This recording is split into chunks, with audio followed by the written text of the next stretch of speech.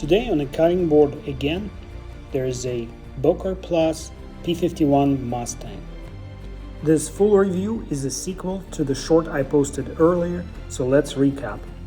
Its hand-forged Damascus blade is made out of steel components taken from this iconic American World War II aircraft. Boker designers did an amazing job. They incorporated several visual clues instantly recognizable by aviation enthusiasts, like the blade cutout that strongly resembles the shape of the cockpit canopy. The shapes of the lanyard hole and the clip cutout strongly resemble the shape of the air scoops that forced air into the Mustang's powerful engine. Blue, red, and silver color scheme that appeared on the Mustangs at the end of World War II can still be seen on many American military aircraft. This white star on the blue titanium pivot hardware is a reference to the Air Force emblem and the American flag. This is my first experience with milled clip equipped with a ceramic bowl for retention. As you can see, it goes in just like a normal everyday clip and comes out with a nice positive click. It retains the knife quite well. Now let's talk about some concerns that I had with this knife. I'll jump ahead and say that none of the issues I encountered would stop me from buying this knife again. Bear with me for a minute. As you can see, this Boker came in a standard Boker Plus box with a standard nylon pouch that all of the Boker Plus products come in. It also has two information brochures in English and in German that just basically inform you about basic care for the knife and the warranty.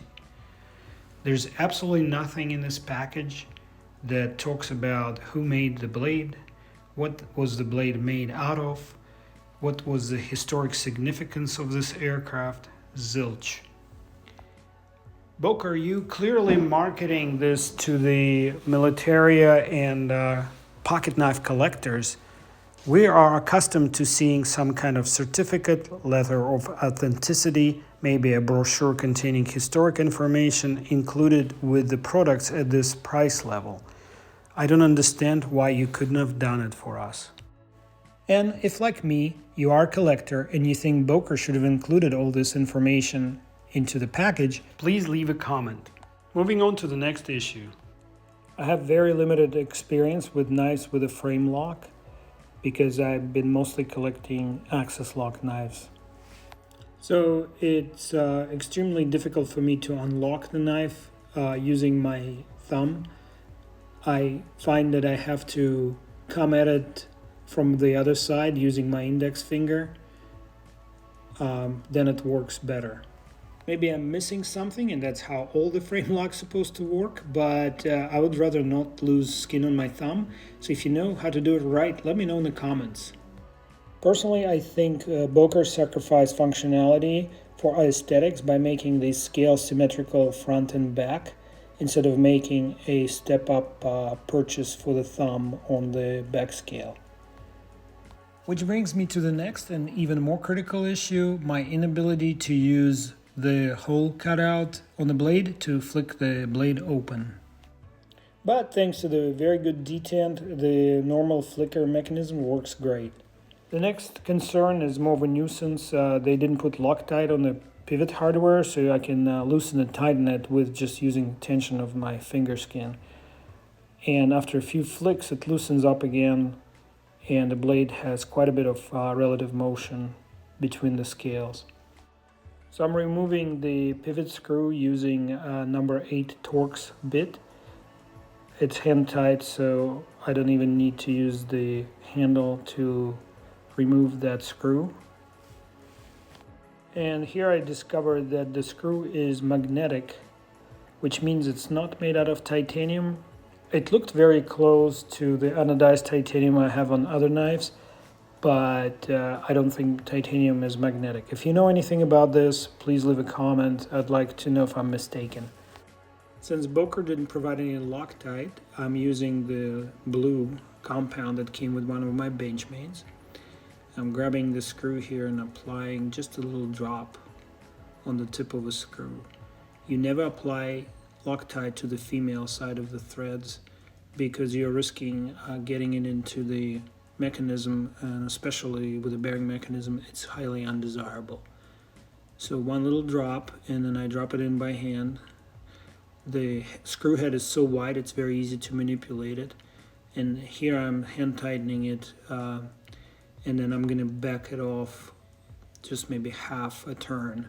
So then I can use my torque screwdriver, and you will see me setting torque to 12, which I believe is correct torque for number 8 Torx screw.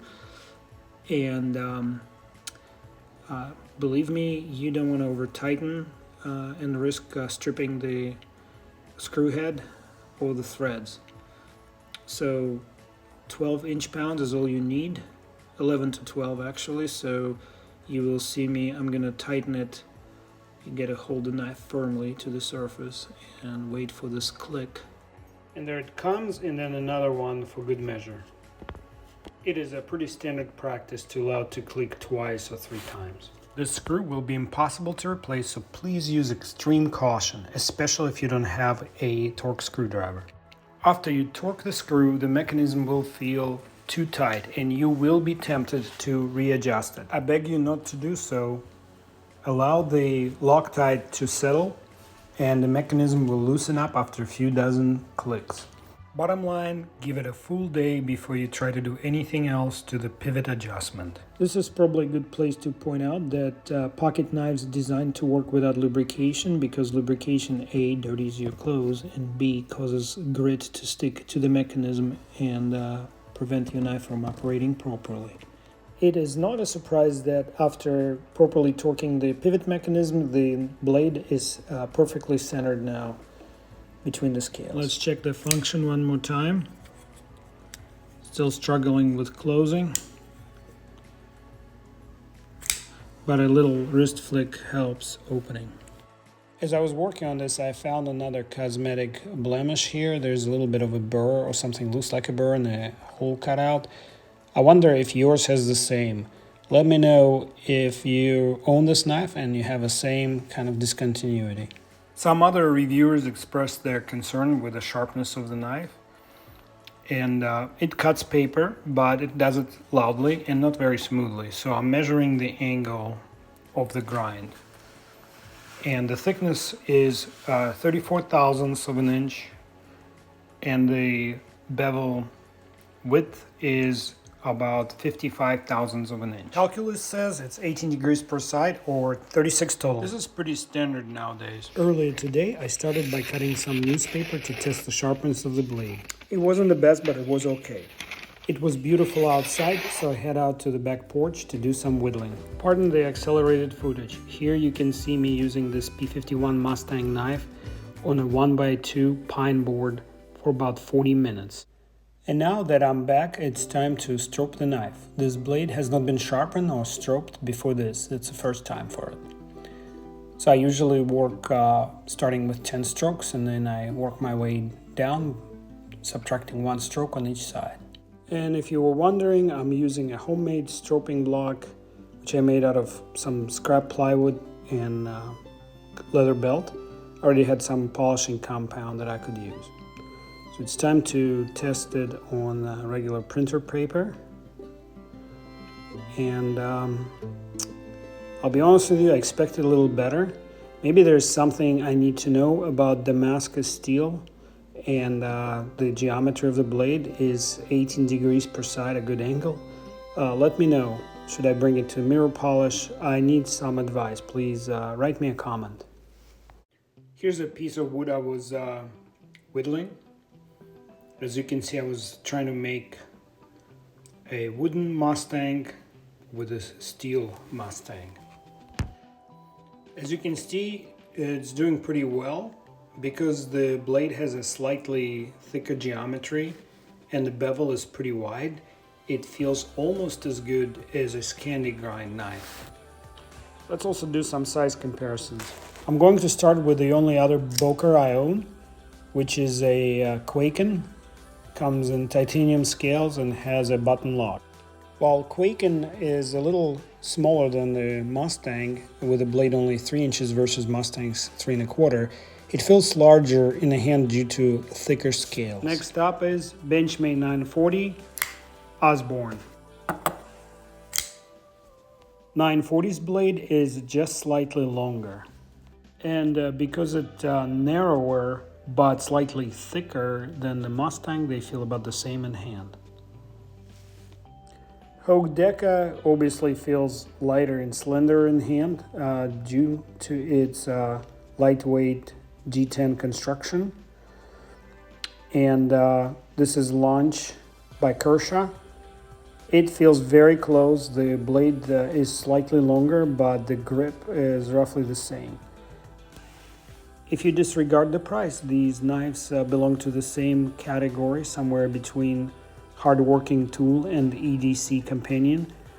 And even though the Mustang's price is a hard pill to swallow, it's definitely built well enough to work in either category.